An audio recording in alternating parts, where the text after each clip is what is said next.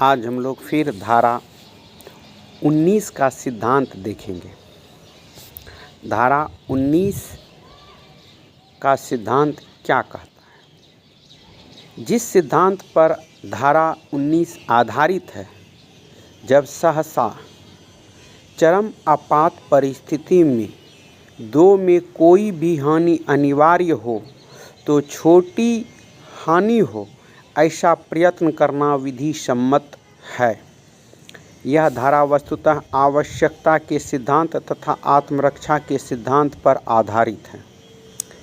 Stephen के अनुसार कोई कार्य जो अन्यथा एक अपराध हो सकता है, कुछ मामले में माफ़ी योग्य होता है यदि अभियुक्त यह साबित कर सके कि इसे केवल उन परिणामों को परिवर्जित करने हेतु किया गया है जिन्हें अन्य रूप में परिवर्जित करना कठिन था, और उसे यदि रोका न गया होता तो उसे या अन्य लोगों को जिन्हें वह सुरक्षित रखने के लिए बाध्य था अत्यंत हानि पहुंची होती, और जितना युक्तियुक्त उस व्यक्ति के लिए आवश्यक था उससे कुछ भी अधिक नहीं किया गया तथा इसके द्वारा पहुंची अपहानि परिवर्जित अपहानि की तुलना में अनुपातहीन नहीं थी। यह धारा किसी गुरुतर अपहानि के निवारण हेतु लघुतर अपहानि को कारित करने की अनुमति देती है। वस्तुतः यही इसकी सीमा है। मैन ने कहा है कि जहाँ किसी अचानक और चरम सीमा के संकट में दो में से एक अपहानि अवश्यंभावी है, वहाँ घटनाओं को इस प्रकार निर्देशित करना वैधानिक है ताकि लघुत्तर हानि कारित हो। धारा 19 के आवश्यक तत्व निम्नलिखित हैं। व्यक्ति द्वारा किया जाने वाला निवारक कार्य विधि की दृष्टि से एक अपराध हो। दूसरा है, ऐसा कार्य किसी ऐसी वैकित अथवा संपत्ति क्षति को रोकने के लिए किया गया हो जिसे अन्य प्रकार से नहीं रोका जा सकता था। तीसरा है, ऐसा कार्य बिना किसी आपराधिक आशय से किया गया हो। एवं चौथा है, क्षति रोकने के लिए जो क्षति पहुंचाई गई वह उससे अधिक न हो। उपयुक्त अवस्थाओं के अंतर्गत किया जाने वाला कार्य अपराध नहीं माना जाता। आत्म परीक्षण का सिद्धांत।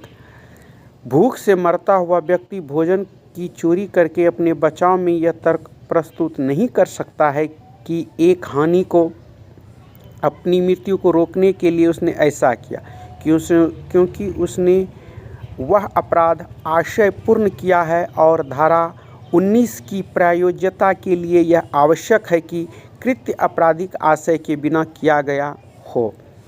आर बनाम स्ट्रॉटन के मामले में यह कहा गया है कि जब कभी आवश्यकता किसी व्यक्ति को अवैध कार्य करने के लिए बाध्य करती है, वह न्यायोचित होगी, क्योंकि कोई भी व्यक्ति आपराधिक आशय के बिना किसी अपराध का दोषी नहीं होता है।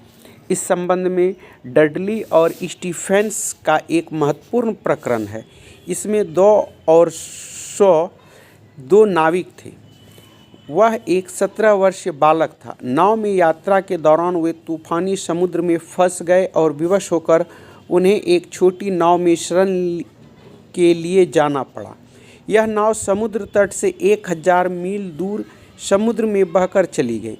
20वें दिन, जबकि पिछले 10 दिन भोजन के और पिछले 7 दिन बिना पानी के बीते, दो ने स्व की सम्मति से बालक को मार दिया, और उन दोनों 100 और 2 नाविकों ने उनके मांस से अपनी भूख मिटाई। 2 और 100 पर हत्या का आरोप लगाया गया, किंतु उन्होंने अपने बचाव में यह तर्क प्रस्तुत किया कि उन्होंने अपना जीवन बचाने के लिए उस बालक की मृत्यु कारित की थी। यह धारण किया गया कि 2 और 100 हत्या के अपराधी थे, भले ही मृत्यु कारित करने के समय वे ऐसी परिस्थितियों में रहे हो कि उनके पास आत्मसंरक्षण का कोई दूसरा चारा ही न रह गया हो। मानवी बनाम स्कॉट के मामले में यह प्रतिपादित किया गया कि आवश्यकता से संबंधित विधि उन चीज़ों से मुक्ति दिलाती है जिसका अन्य रूप में किया जाना वैध नहीं है। आग को फैलने से बचाने के लिए मकान गिराने को वैध माना गया है। कोप बनाम शार्प के मामले में आग को फैलाने से बचाने हेतु जहाज जलाने का न्यायोचित माना गया है। जहां तक भूख से मरने से अपने आप को बचाने के लिए मिठाइयों की चोरी करने का प्रश्न है, इस संबंध में लॉर्ड हेल का मत उद्वर्णीय है।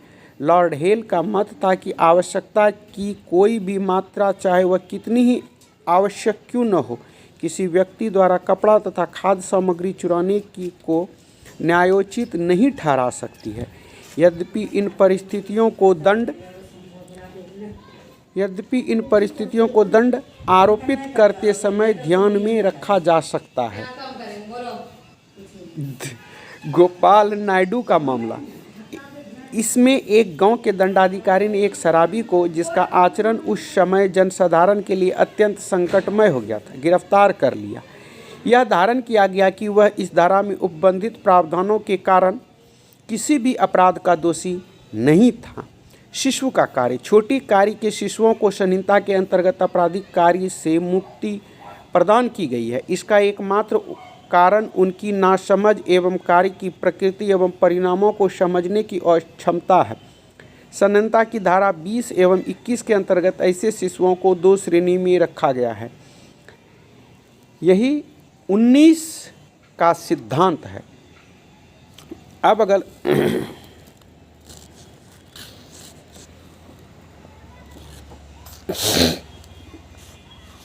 20 धारा 20 कहता है 7 वर्ष से कम आयु के शिशु का कार्य। कोई बात अपराध नहीं है जो 7 वर्ष से कम आयु के शिशु द्वारा की जाती है। धारा 20 7 वर्ष से कम आयु के शिशुओं को आपराधिक दायित्व से पूर्णतः मुक्ति प्रदान करती है। ब्लैकस्टोन का कहना है विवेक का निर्माण न कर सकने वाली आयु के बालकों को किसी भी आपराधिक विधि के अधीन दंडित नहीं किया जाना चाहिए। आंग्ल विधि में ऐसी विधि के शिशुओं को अपराध करने में अक्षम माना गया है जो अच्छाई या बुराई के बीच अंतर स्थापित करने में असमर्थ हो। यदि शिशु 7 वर्ष से कम आयु का है तो सत्य का प्रमाण उसके कार्य से ही मिल जाता है।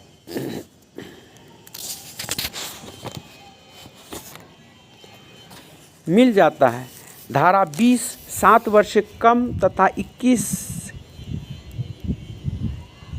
21 7 वर्ष से अधिक की आयु के शिशुओं को संरक्षण प्रदान करती है।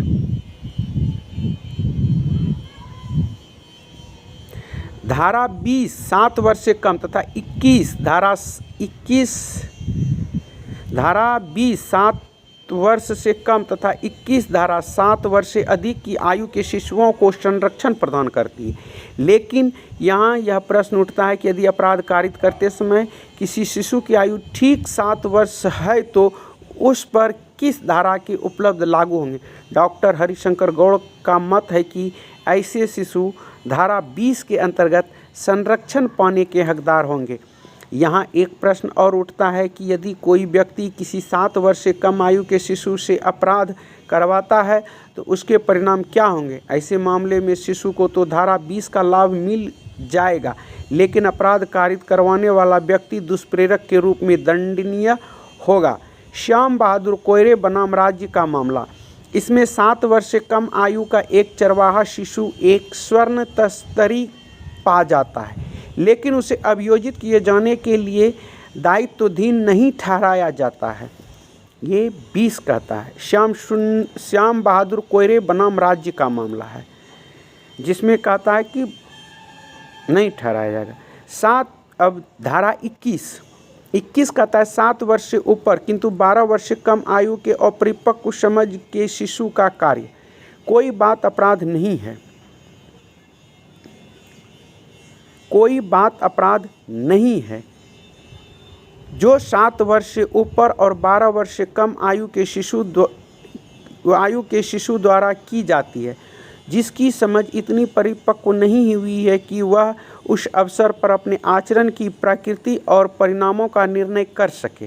धारा 21 के अनुसार 12 वर्ष से कम आयु और 7 वर्ष से अधिक आयु का शिशु जैसे परिपक्व बुद्धि प्राप्त है और जो अपने व्यवहार की प्रकृति को समझ सकता है, अपने कृत्य के लिए उत्तरदायी होता है। ऐसे शिशु अपराध करने में सक्षम व्यक्तियों की श्रेणी में आते हैं। इस श्रेणी के शिशु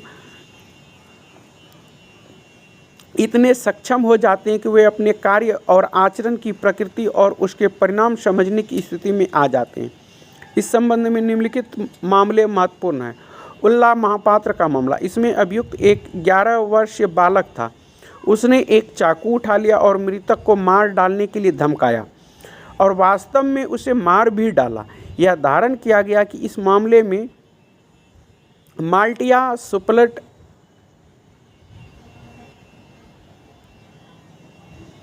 अटेम्प्ट का सूत्र लागू होता है। उच्च न्यायालय ने बालक को 5 वर्ष के लिए सुधार केंद्र में भेज दिया।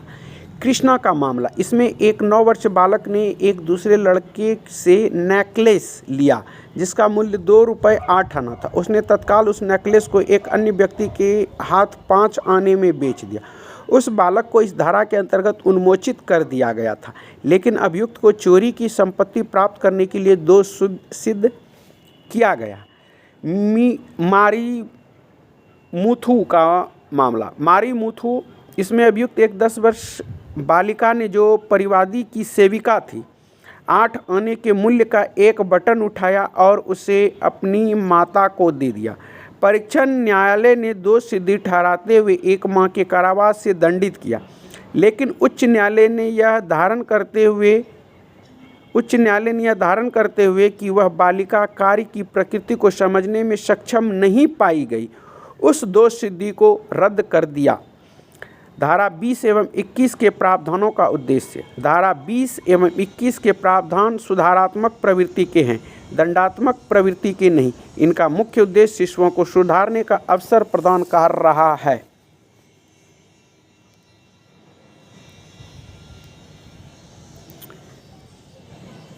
धारा 22 है विकृत चित्त व्यक्तियों का कार्य। कोई बात अपराध नहीं है जो ऐसे व्यक्तियों द्वारा की जाती है जो उसे करते समय चित्त विकृति के कारण उस कार्य की प्रकृति या यह कि जो कुछ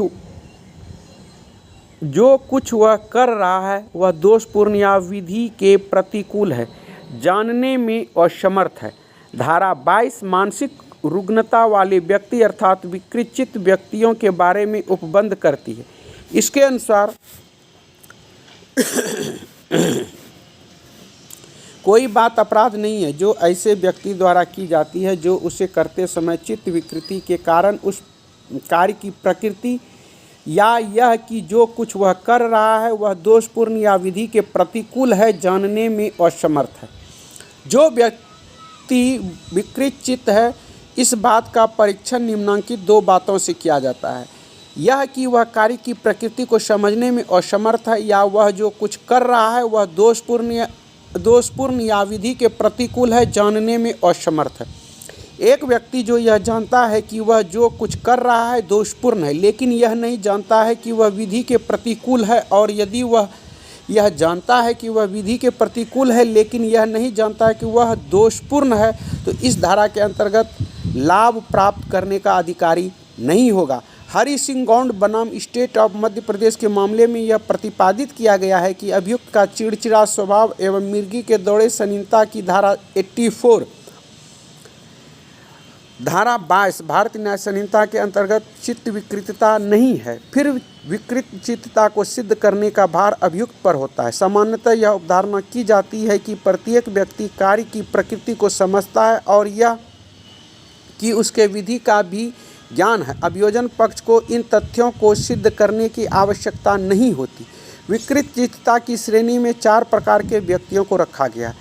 जड़ अथवा मूढ़, बीमारी के कारण विकृति चित्त, पागल एवं मदोन्मत्त व्यक्ति। मोहम्मद अनवर बनाम स्टेट ऑफ NCT के मामले में अभियुक्त पर लूट के समय स्वैच्छिक चोटें कारित करने का आरोप था। अभियुक्त ने घटना के समय अपना किशोर अपना होना तथा विकृत चित्त होना बताया। किशोर के संबंध में कोई साक्ष्य पेश नहीं किया गया। उसे घटना के समय विकृत चित्त भी नहीं माना गया क्योंकि घटना के बाद वह घटनास्थल से भाग गया था तथा वह बचने का प्रयास कर रहा था। इसका अभिप्राय यह हुआ कि उसमें समझ थी।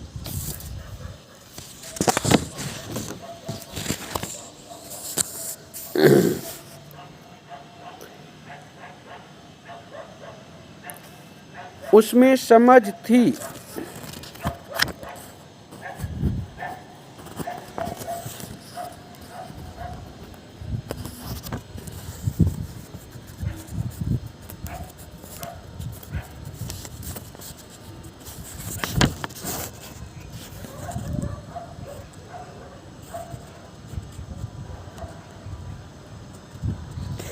इसका अभिप्राय यह हुआ कि उसमें समझ थी। इस धारा में उपबंधित प्रावधानों से स्पष्ट यह होता है कि अभियुक्त का अपराध कारित किए जाने के समय विकृचित होना आवश्यक है। यदि अपराध कारित किए जाने के समय वह कार्य की प्रकृति को समझने में समर्थ था तो वह उसके लिए उत्तरदायी ठहराया जाएगा। परीक्षा के दौरान की उन्मुक्तता बचाव का आधार नहीं हो सकता। सिद्धपाल कमला यादव बनाम स्टेट ऑफ महाराष्ट्र के मामले में उच्चतम न्यायालय द्वारा यह भी निर्धारित किया गया है कि धारा 84 धारा 22 भारतीय न्याय संहिता का लाभ प्राप्त करने के लिए अभियुक्त का अपराध कारित करने के समय चित्त विकृत होना आवश्यक है। यदि चकित से परीक्षण की रिपोर्ट में अभियुक्त का मानसिक रूप से अस्वस्थ होना नहीं बताया गया है तो उसे धारा 84 धारा 22 भारतीय न्याय संहिता का लाभ नहीं मिल सकता। मैकनॉटन का मामला आपराधिक उन्मुक्तता के संबंध में यह एक महत्वपूर्ण मामला है। इसमें श्री मैकनॉटन कई वर्षों से उत्पीड़न उन्माद नामक रोग से पीड़ित थे। श्री मैकनॉटन की यह धारणा थी कि कुछ व्यक्तियों का दल उनका पीछा करता था, निंदा करता था और उन्हें मिलने वाली जगहों और नौकरियों में बाधा उपस्थित करता था। एक दिन उन्होंने चेरिंग क्रॉस रेलवे स्टेशन पर एक व्यक्ति को गोली मार दी। उसका नाम श्री ड्रगमोंड था। उन्होंने उसे इंग्लैंड का प्रधानमंत्री सर रॉबर्ट पील समझकर गोली मारी क्योंकि उन्हीं को वे अपना दुर्भाग्य का कारण मानते थे। जूरी ने अभियुक्त को उन्मत्तता के आधार पर दोष मुक्त घोषित कर दिया। यह एक ऐसा निर्णय था जिसने संपूर्ण इंग्लैंड में खलबली मचा दी थी। इस मामले में न्यायाधीशों के समक्ष कई प्रश्न रखे गए थे जिनका उन्होंने एक एक करके उत्तर दिया। जो उत्तर दिए गए थे वो ही आगे चलकर मैकनॉटन के नियम के रूप में माने जाने लगे।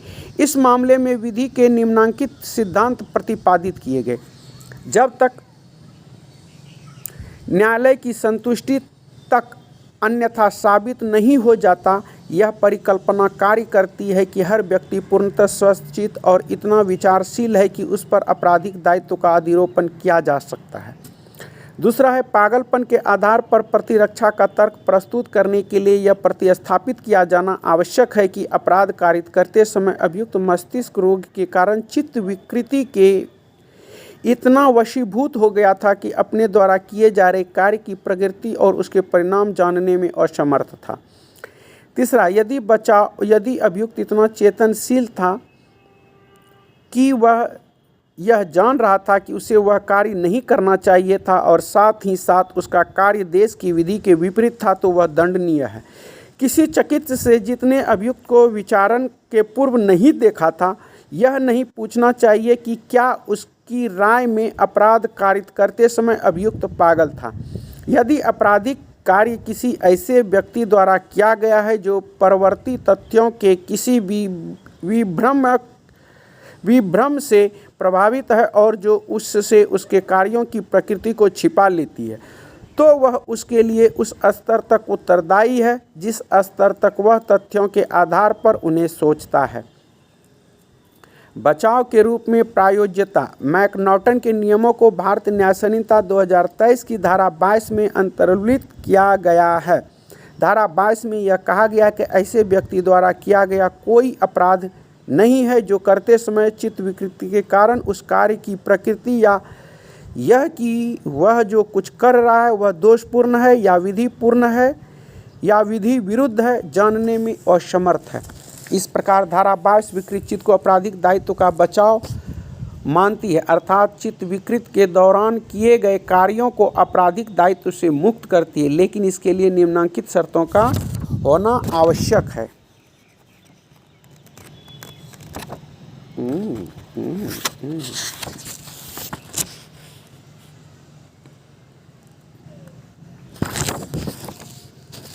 यह कि विकृत चित्त कोई कार्य अर्थात अपराध कारित करने के समय रही हो, विकृत चित्त के कारण अभियुक्त कार्य की प्रकृति व परिणामों को समझने में असमर्थ रहा हो, या वह यह जानने में असमर्थ था कि वह जो कर रहा है वह दोषपूर्ण है या विधि विरुद्ध है। वस्तुतः मैकनॉटन नियम भी यही कहता है।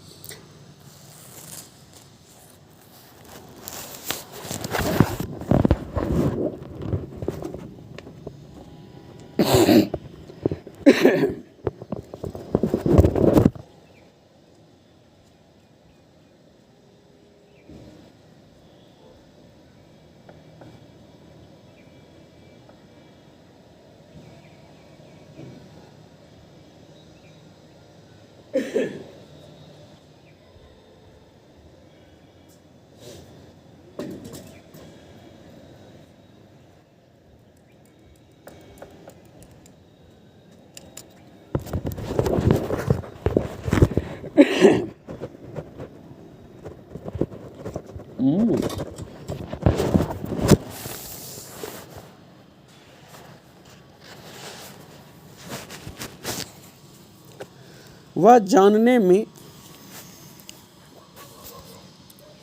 जानने में असमर्थ था कि वह जो कुछ कर रहा है वह दोषपूर्ण या विधि विरुद्ध है। वस्तुतः मैकनॉटन नियम भी यही कहता है। इस प्रकार धारा 22 में मैकनॉटन के नियम को अंगीकृत किया गया। इस नियम को बचाव के रूप में केवल तभी काम में लिया जा सकता है जब अभियुक्त विकृतचित्तता के कारण कार्य की प्रकृति व परिणामों को समझने में असमर्थ रहा हो। मोहम्मद हुसैन बनाम किंग एम्पायर का इस विषय पर एक महत्वपूर्ण मामला। इसमें अभियुक्त ने अपनी पत्नी की कुल्हड़ी से हत्या की थी। एक दिन अभियुक्त ने अपनी पत्नी से पानी मांगा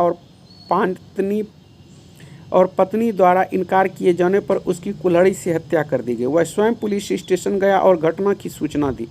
चिकित्सा परीक्षण कराए जाने पर विकृत चित्त पाया गया, लेकिन मामले की परिस्थितियों एवं अभियुक्त के आचरण के आधार पर न्यायालय द्वारा उसे विकृत चित्त नहीं माना, क्योंकि वह यह साबित नहीं कर पाया कि घटना के समय वह कार्य की प्रकृति एवं परिणामों को समझने में असमर्थ था। इस प्रकार मैकनॉटन नियम तथा धारा 22 की प्रयोज्यता के लिए यह साबित किया जाना आवश्यक है कि घटना के समय अभियुक्त विकृत चित्त था, वह कार्य की प्रकृति व परिणामों को समझने में असमर्थ था, अथवा वह यह जानने में असमर्थ था कि वह जो कुछ कर रहा है वह दोषपूर्ण अथवा विधि विरुद्ध है। लक्ष्मण का मामला। इसमें अभियुक्त को बुखार आता था और उससे आवेग आता था तथा आवेग की अवस्था में वह व्यग्र और बेशुद्ध हो जाता था।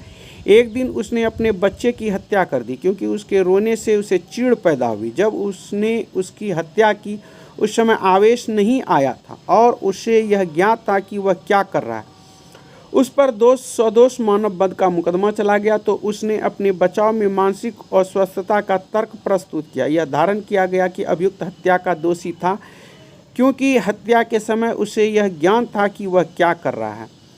शाखाराम बनाम रामजी के मामले में इसमें अभियुक्त ने, जिसे गांजा पीने की आदत थी, अपनी पत्नी और बच्चे की हत्या कर दी, क्योंकि पत्नी ने उसे झगड़ा किया था और जिस गांव में वह उसे भेजना चाहता था वहां वह नहीं जाना चाहती थी।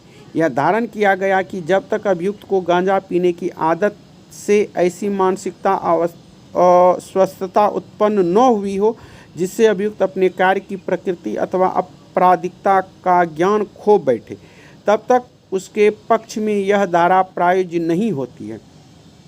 मोहम्मद मनन बनाम स्टेट ऑफ बिहार के मामले में अभियुक्त पर बलात्कार, हत्या आदि के आरोप थे। यह मामला परिस्थिति जन्य साक्ष्य पर आधारित था। विचारण न्यायालय द्वारा उसे मृत्यु दंड से दंडित किया गया। पत्रावली के अवलोकन से यह पाया गया कि मनन बनाम स्टेट ऑफ बिहार है।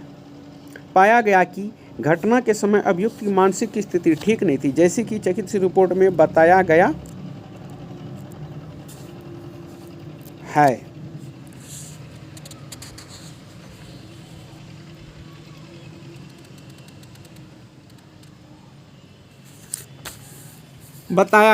अभियुक्त सजा की एक लंबी अवधि काट चुका है तथा अभियुक्त में सुधार की संभावना। इन सभी परिस्थितियों को देखते हुए अभियुक्त को मृत्यु दंड की सजा को आजीवन कारावास में परिवर्तित किया। विधिक पागलपन तथा चिकित्सा पागलपन। पागलपन को चिकित्सा तथा विधि के क्षेत्र में विभिन्न दृष्टिकोण से देखा गया। चिकित्सा दृष्टिकोण के अनुसार अपराध कारित करते समय हर व्यक्ति पागल होता, अतः उसे आपराधिक दायित्व से मुक्ति मिलनी चाहिए।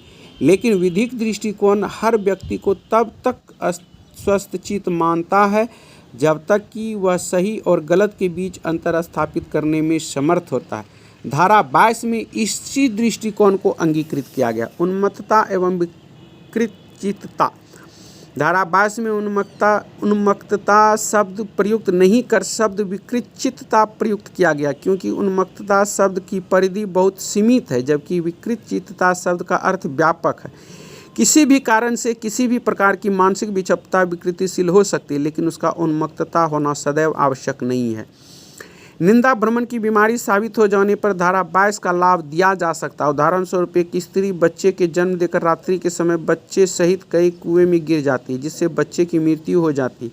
उस स्त्री को दोषी नहीं माना जाता, क्योंकि उसने निंदा भ्रमण के दौरान कुएं में छलांग लगाई।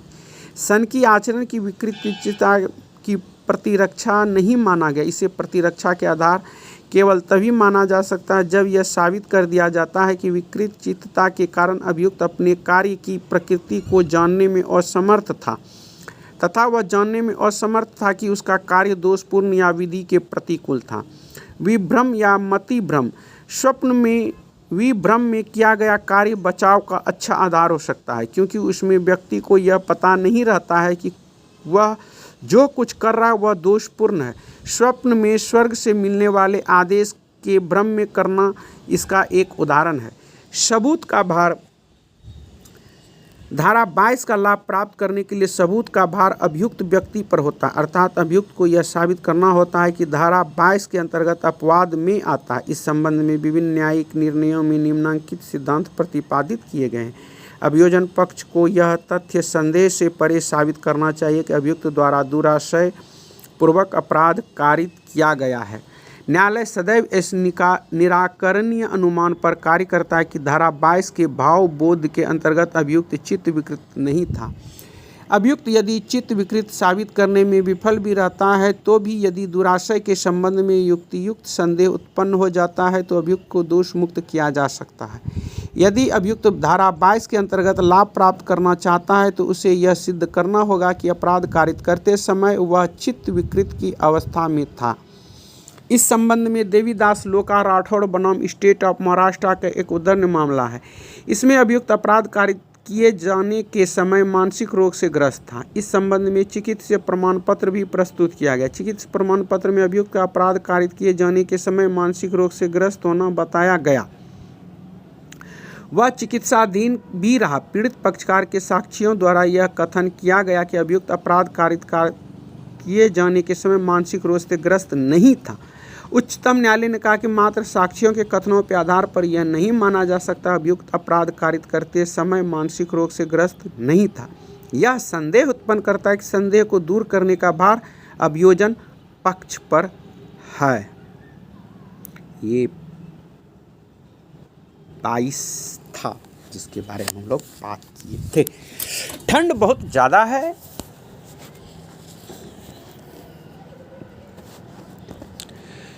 दिल तो ये चाहिए हम तुम्हें हम यूं ही देखा करें।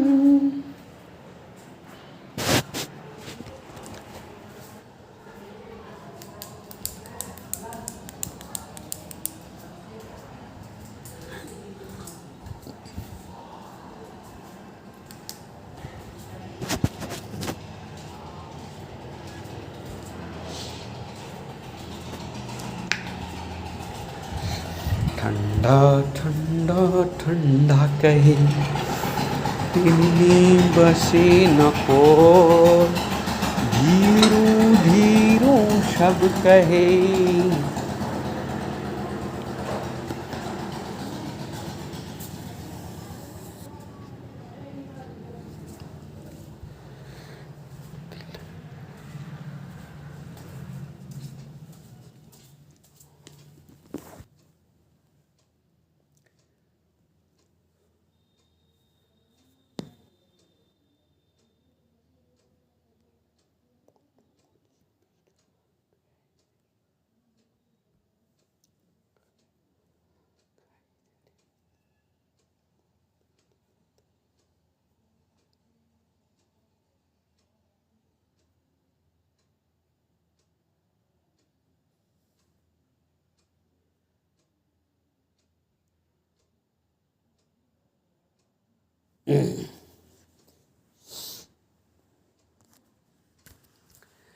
तेरी धरोहर तेरी कहानी 84 को 22 में तब्दील किया मेरे दोस्त। लिए पीरों में कोई कहानी ओ मेरी आजा कि तेरी गंगा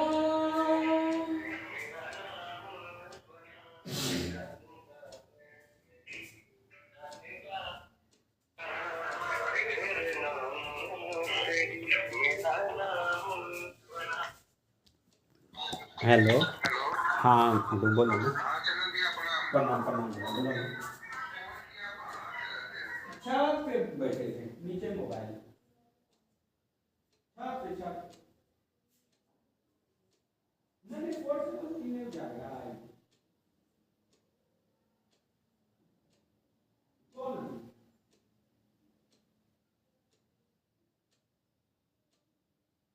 अंकित। हाँ हाँ हाँ हाँ हाँ।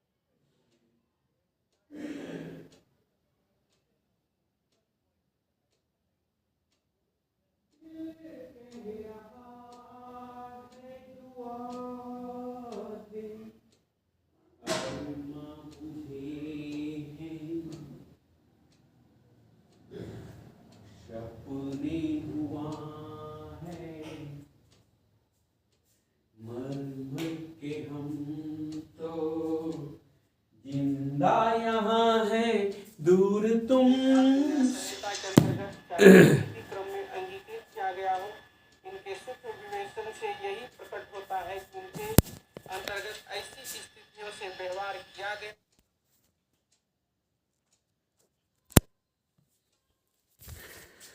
मार गई मुझे तेरी जुदाई, मिट गई तन्हाई।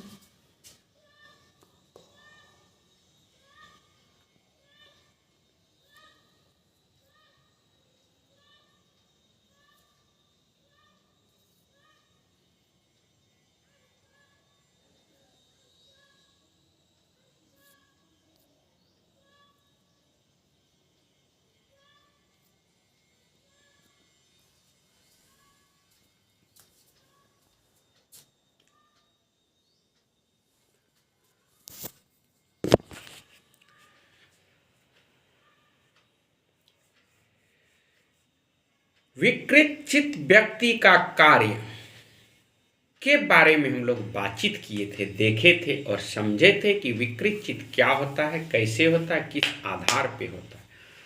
पता नहीं कैसी विडंबना है।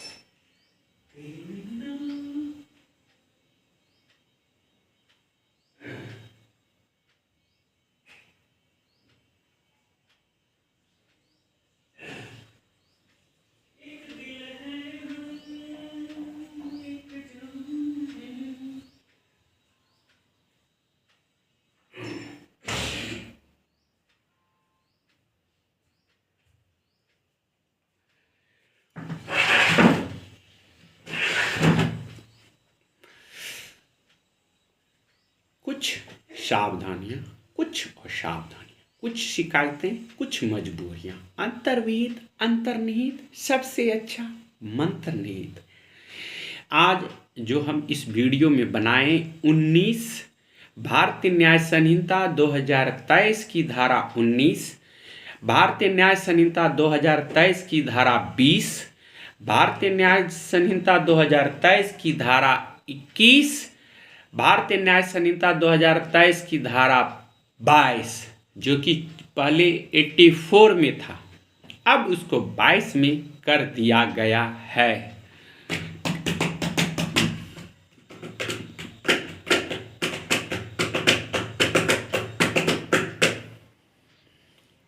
फिर हम लोग देखते हैं, अब 5 का 5 बज गया है।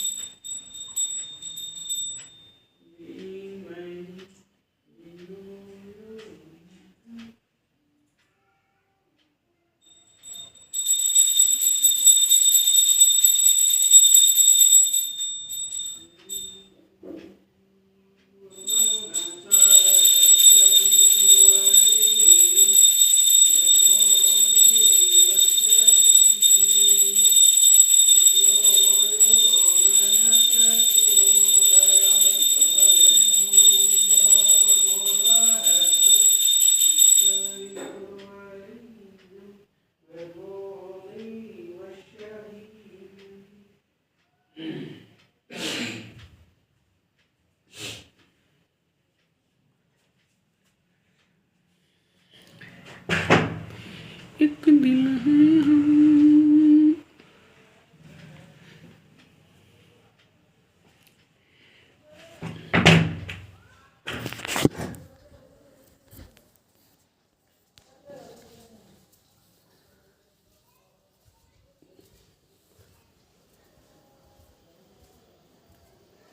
एक दिल है हम।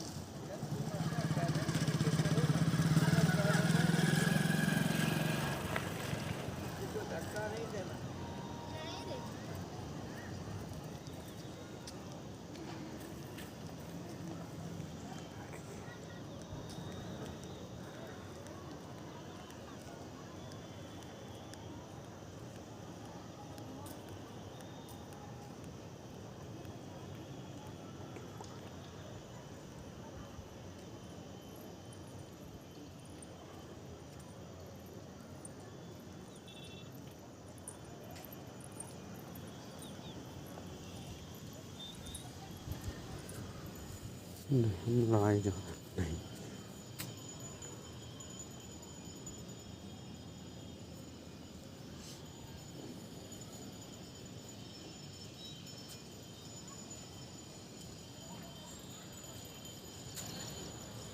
दिल हैं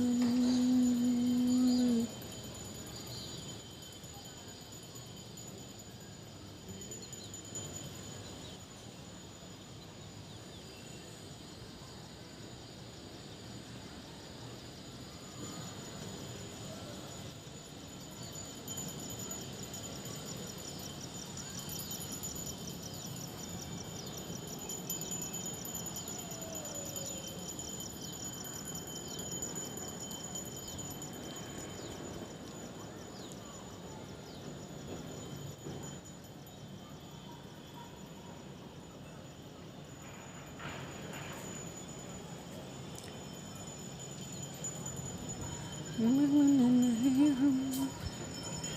यहाँ से देखो बुनुआ के घर।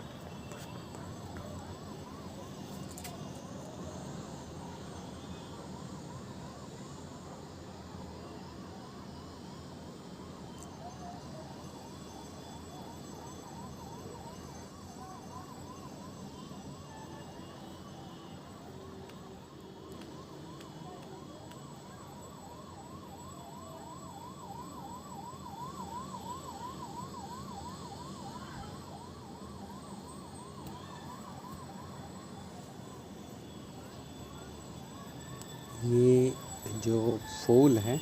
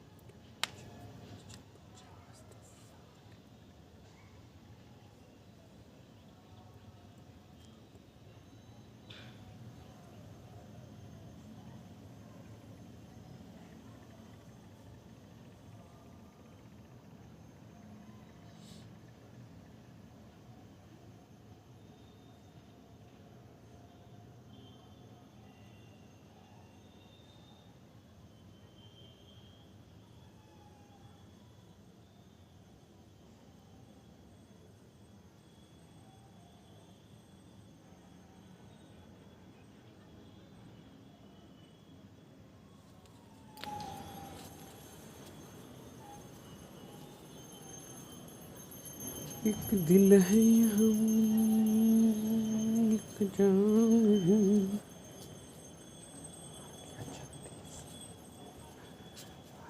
60।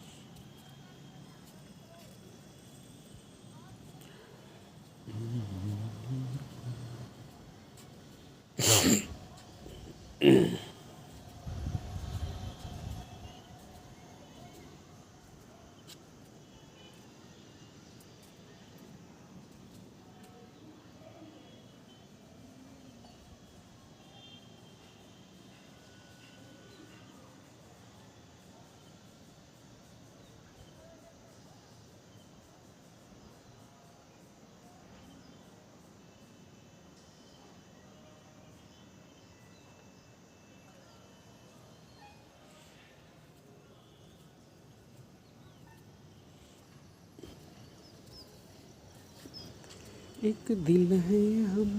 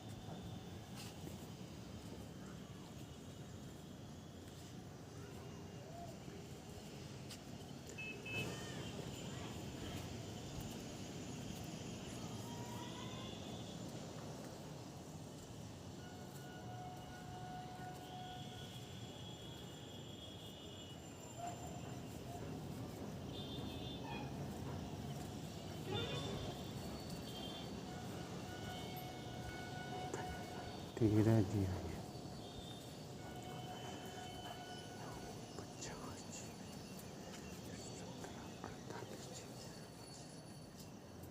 टहलै छियै ने काजूर याद आबै छै, कैलोरी तुम्हें न पड़े, कितना स्टेप चले हो कुछ ना आधा घंटा।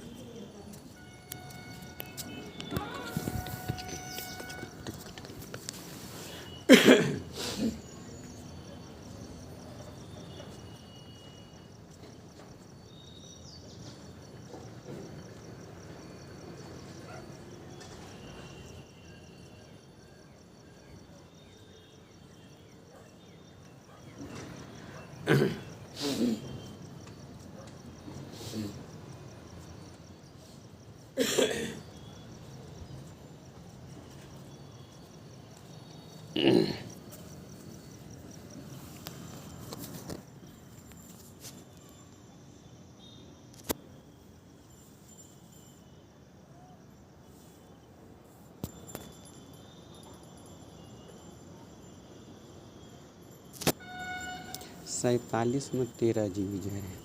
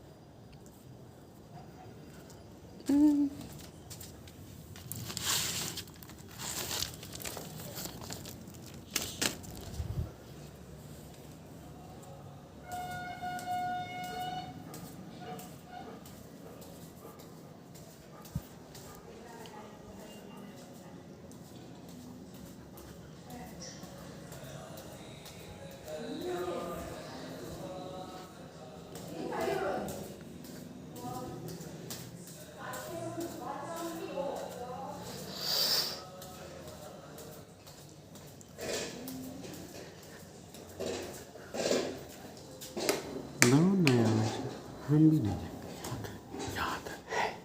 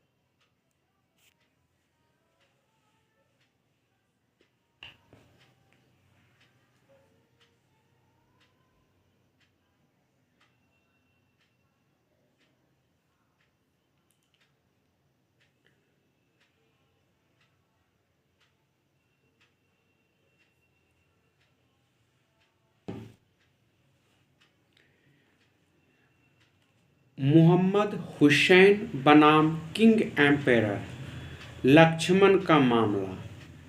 सखाराम बनाम रामजी का मामला। मोहम्मद मन्नन बनाम स्टेट ऑफ बिहार का मामला। बचाव के रूप में प्रायोज्यता।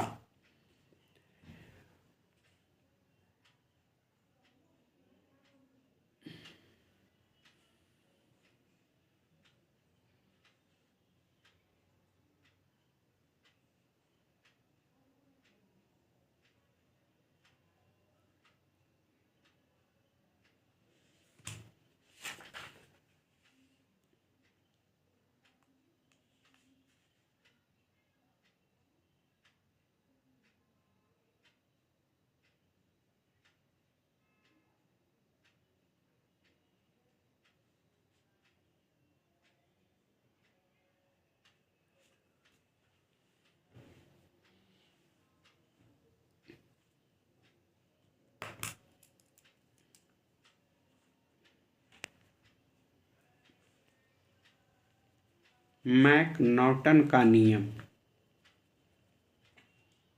22 पहले 84 था।